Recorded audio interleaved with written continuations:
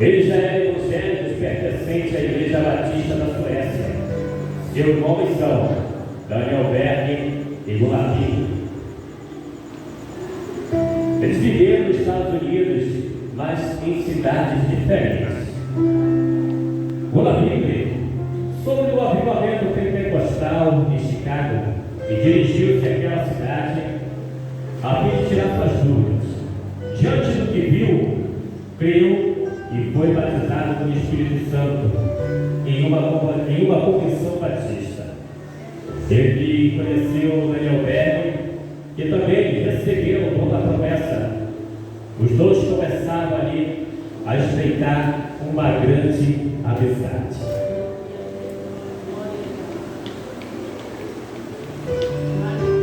Em uma reunião de oração, o jovem Adolf Mundi contou uma visão que teve de que Jesus mostrara a ele o nome Pará.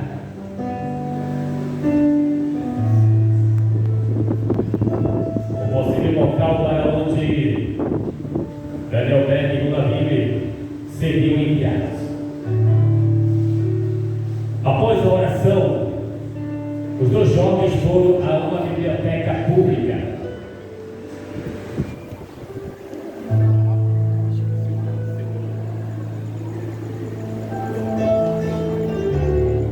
Foram à biblioteca pública à procura de um atlas, um mapa que indicasse onde estava localizado.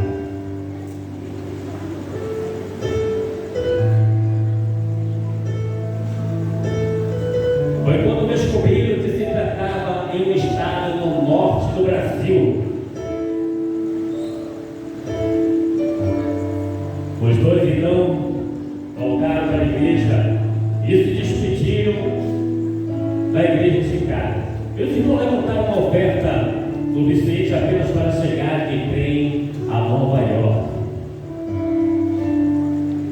Chegando lá, sem conhecer ninguém, não sabiam como comprariam mais duas passagens para continuar a viagem. Mas Deus já tinha providenciado tudo. Foi então que encontraram o Senhor e entregou a Bíblia, um envelope. O envelope continha $90, o valor necessário para comprar as passagens de navio para a cidade de Belém.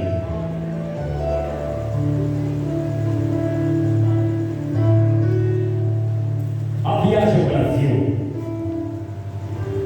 Os missionários compraram a passagem para o navio Clemente e no dia 5 de novembro de 1910 embarcaram no navio Clemente, partindo de Nova York rumo a Belém.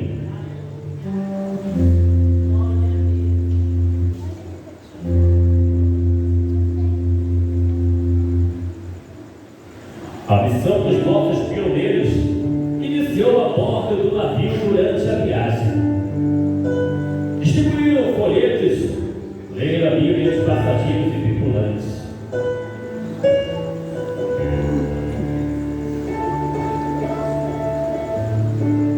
Tiveram o privilégio de evangelizar um dos passageiros. E este veio aceitar a Jesus. Aleluia! Era ali o primeiro fruto da sua missão. E continuaram a viagem. Foram 14 dias de viagem até o Brasil. E no dia 19 de novembro de 1910, finalmente, os missionários desembarcaram em Belém.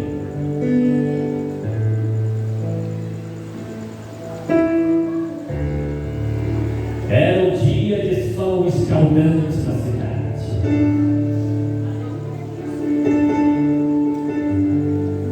Quando Daniel Berg e Gunnar Wingren chegaram, não possuíam amigos ou conhecidos na cidade, não traziam interesse de alguém que a conheça ou orientasse.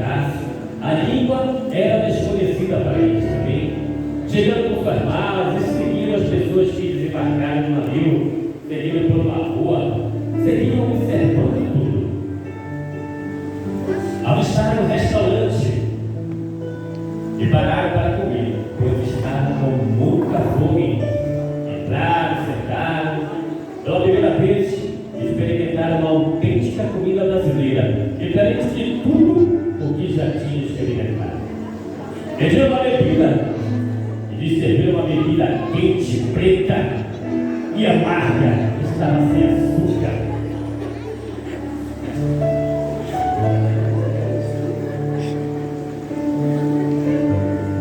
Agora sim, alimentados, animados, fortalecidos, continuaram a caminhar, subindo por uma rua, hoje a conhecida Avenida Presidente Marques. Avistaram uma praça. Porém, encontraram um banco debaixo de uma frondosa sombra, embaixo de uma bela mangueira. Olharam tudo e ali então realizaram a primeira oração em solo brasileiro. Oraram por um povo que lhes era desconhecido, o qual estavam dispostos a sacrificar-se.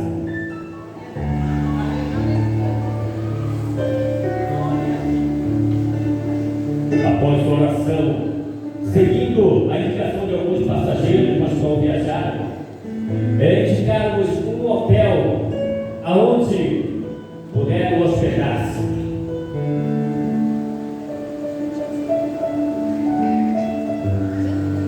Hospedaram ali naquele hotel.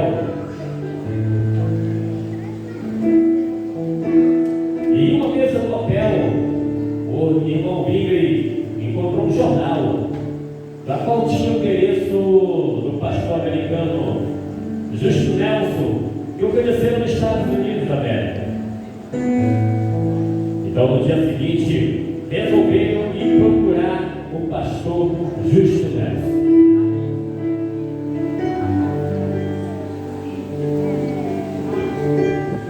Justo Nelson recebe com muita alegria e resolve então apresentá-lo ao pastor da Igreja Batista em Belém, ao pastor Raimundo Nobre. E da mesma maneira também o recebe com muita alegria. Se sentindo tão à vontade que o pastor, o Raimundo Nobre, ofereceu as dependências da Igreja Batista para que eles pudessem morar e sair do aluguel. Ofereceu um porão da igreja, era um lugar escuro, sem ventilação, cheio de carapanã. Já tinha carapanã naquela época. Mas enfim, era melhor do que ficar no hotel, porque eles não tinham dinheiro mais para nenhuma diária. Então passaram a morar ali no hotel. Então o povo que o recebeu resolveu a ensinar o português.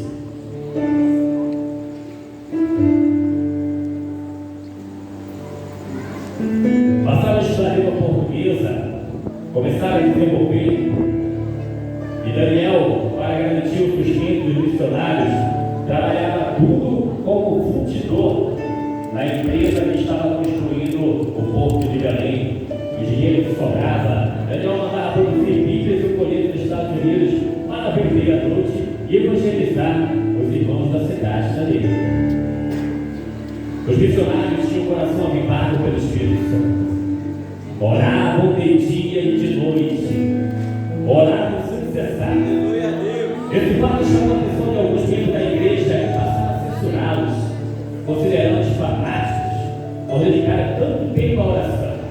Mas isso não os abalou. Continuaram a pregar a salvação em Cristo Jesus e o batismo com o Espírito Santo, sempre alicerçado nas Escrituras.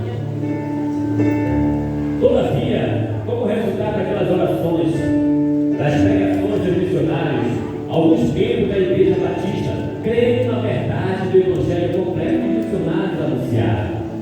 Os primeiros a declararem publicamente sua crença nas promessas divinas foi a irmã Celina Albuquerque.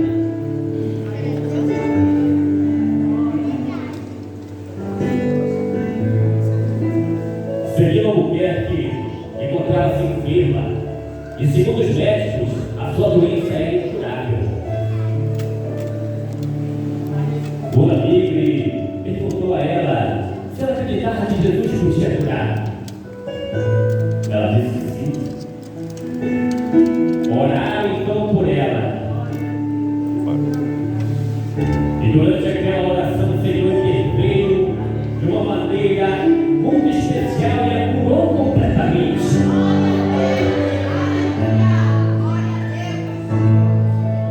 Então Celina Albuquerque decidiu orar até que Deus a batizasse com o Espírito Santo.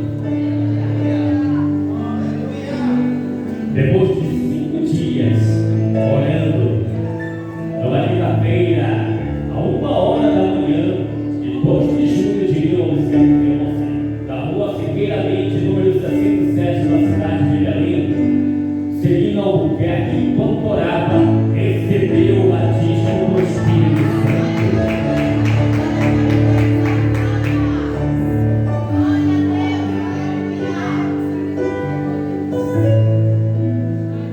Até o batismo daquele irmão começaria a luta mais acirrada da Igreja Batista, nós creio, porém outros não. Portanto, 2 partidos estavam criados. Em uma reunião da Igreja Batista, surgiu uma discussão de que os irmãos missionários não eram mais bem-vindos no meio deles. Foi então que, por decisão do pastor Raimundo Nobre, em comunhão com os irmãos da igreja, resolveu expulsar Daniel Beck da Bíblia e mais 18 simpatizantes que foram expulsos da Igreja Batista pelo pastor no dia 13 de julho de 1911.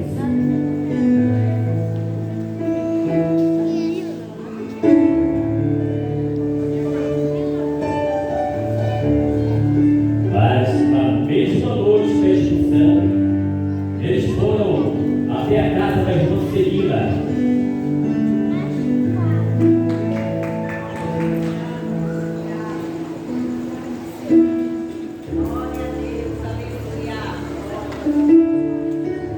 Irmã Celina recebe de coração com muita alegria.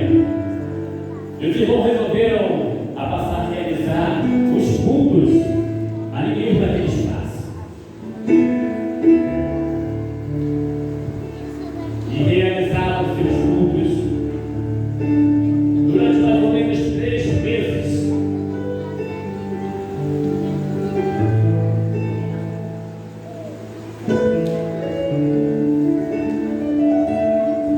Foi quando, após esse período, surgiu então a necessidade de que o trabalho fosse organizado como uma igreja. O que se deu em 18 de julho de 1911, quando a congregação unânime foi fundada a Missão da Fé Apostólica.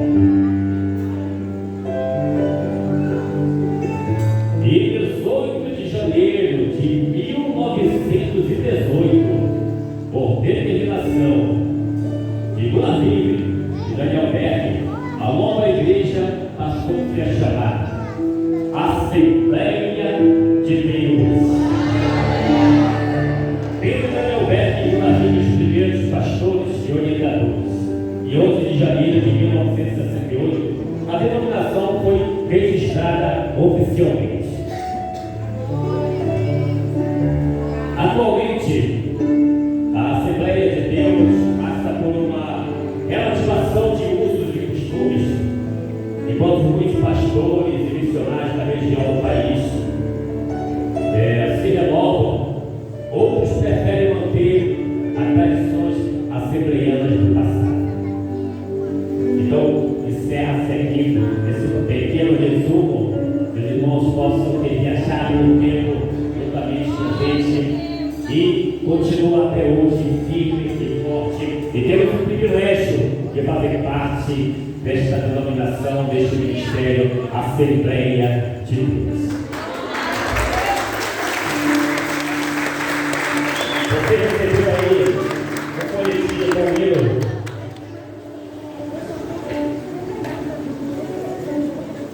Eu quero convidar a banda para que a gente possa louvar o Senhor.